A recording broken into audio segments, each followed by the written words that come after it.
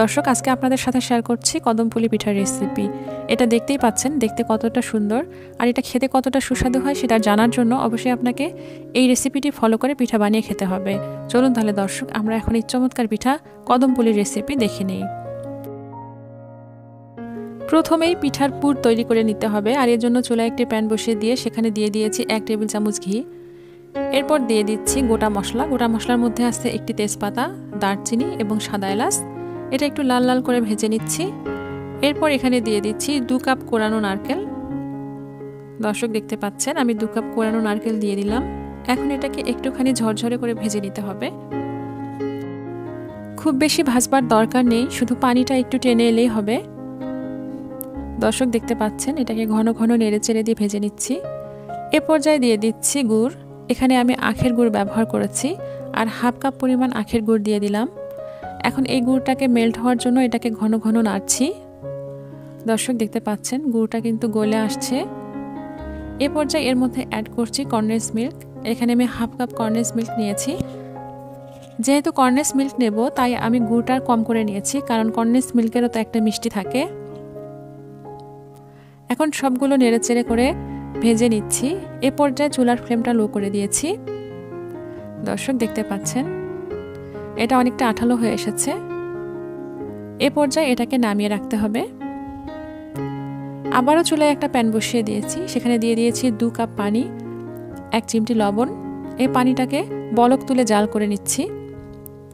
দর্শক দেখতে পাচ্ছেন পানিটাতে কিন্তু এখন বলক চলে এসেছে। এ পর্যায়ে এখানে দিয়ে দিচ্ছি আটা। দর্শক এখানে চালের আটা ব্যবহার করতে হবে।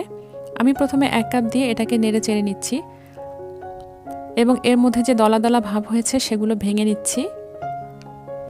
চুলার ফ্লেমটা এ পর্যায়ে লো করে দিয়েছি। দর্শক আটা কিন্তু পর্যাপ্ত হয়নি, এ পর্যায়ে আমি আরও চালের আটা দিয়ে দিচ্ছি। দেখতে পাচ্ছেন এটাকে আবারও নেড়ে চেড়ে নিচ্ছি।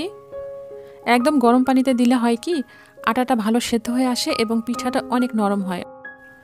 দর্শক দেখতে পাচ্ছেন এটাকে যত্ন সহকারে একটা ডো তৈরি করে নিচ্ছি। এটা প্রায় রেডি হয়ে এসেছে। এখন এটাকে হাত দিয়ে চেপে চেপে রেখে একটা ঢাকনা দিয়ে ঢেকে রেখে দিচ্ছি।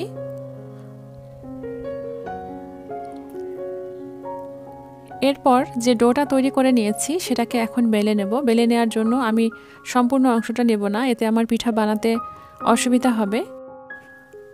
আমি এই ডোটা থেকে অর্ধেকটা অংশ নিয়ে নিচ্ছি আর অর্ধেকটা আবারও ঢেকে রেখে দিচ্ছি যাতে এটা গরম থাকে। ঠান্ডা হয়ে গেলে কিন্তু পিঠাটা ভালো হবে না।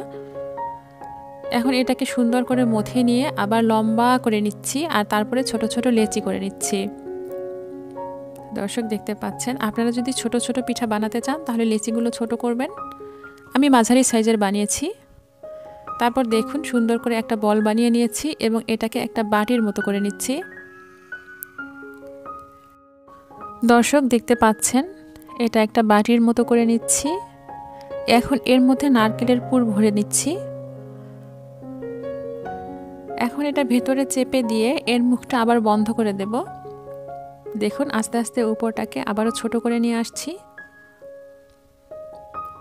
দর্শক আমার রেসিপি যদি আপনাদের ভালো লেগে থাকে প্লিজ আমার চ্যানেলটি সাবস্ক্রাইব করুন এবং লাইক কমেন্ট ও শেয়ার করুন। আর যারা অলরেডি সাবস্ক্রাইব করেছেন থ্যাংক ইউ সো মাচ। আর যারা ফেসবুক পেজ থেকে ভিডিওটি দেখছেন তারা আমার পেজটি ফলো দিয়ে রাখবেন আমার নিয়মিত ভিডিও পেতে। দর্শক দেখতে পাচ্ছেন এর মধ্যেই কিন্তু সবগুলো পিঠা তৈরি করে নিয়েছি। এবারে যে পিঠাগুলো তৈরি করে রেখেছি সেগুলো বাসমতি চালের মধ্যে মুড়িয়ে নিচ্ছি। দর্শক আমি কিন্তু আগেই এই বাসমতি চালগুলো 10 মিনিট ধরে পানিতে ভিজিয়ে রেখেছিলাম। এটা 10 মিনিটের বেশি ভিজিয়ে রাখা যাবে না, তাহলে কিন্তু চালগুলো ভেঙে ভেঙে যাবে, তখন পিঠাটা সুন্দর দেখতে লাগবে না। দর্শক দেখতে পাচ্ছেন কিছুটা চালে আমি জাফরান রং ব্যবহার করেছি। চালটা যখন ভিজিয়েছিলাম তখনই জাফরান রং দিয়েছিলাম সেই পানিতে, তারপর এটাকে নিংড়ে নিয়েছিলাম। এভাবে সাদা এবং জাফরান রং দুটো রং ব্যবহার করে আমি পিঠাগুলো কমপ্লিট করে নিয়েছি। দর্শক দেখতে পাচ্ছেন এটাকে আবারও মুড়িয়ে নিচ্ছি।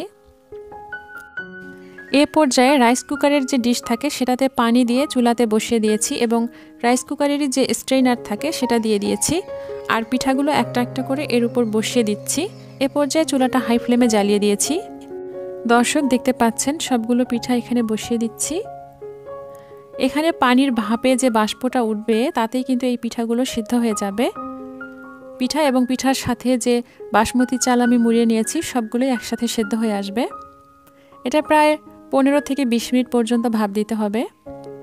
দর্শক, আমার ভাপ দেওয়া হয়ে গেছে। এখন সবগুলো পিঠাকে নামিয়ে নিয়েছি। দেখতে পাচ্ছেন কতটা সুন্দর হয়েছে। দর্শক, আশা করি আমার রেসিপিটি আপনাদের ভালো লেগেছে। এই রেসিপিটি ফলো করে পিঠা বানিয়ে খেলে অবশ্যই আমার কমেন্ট সেকশনে জানিয়ে দেবেন খেয়ে আপনাদের কতটা ভালো লেগেছে। আবার আসবো নতুন কোনো রেসিপি নিয়ে ইনশাআল্লাহ। সুস্থ থাকুন, নিরাপদে থাকুন। এতক্ষণ সাথে থাকার জন্য ধন্যবাদ। আল্লাহ হাফেজ।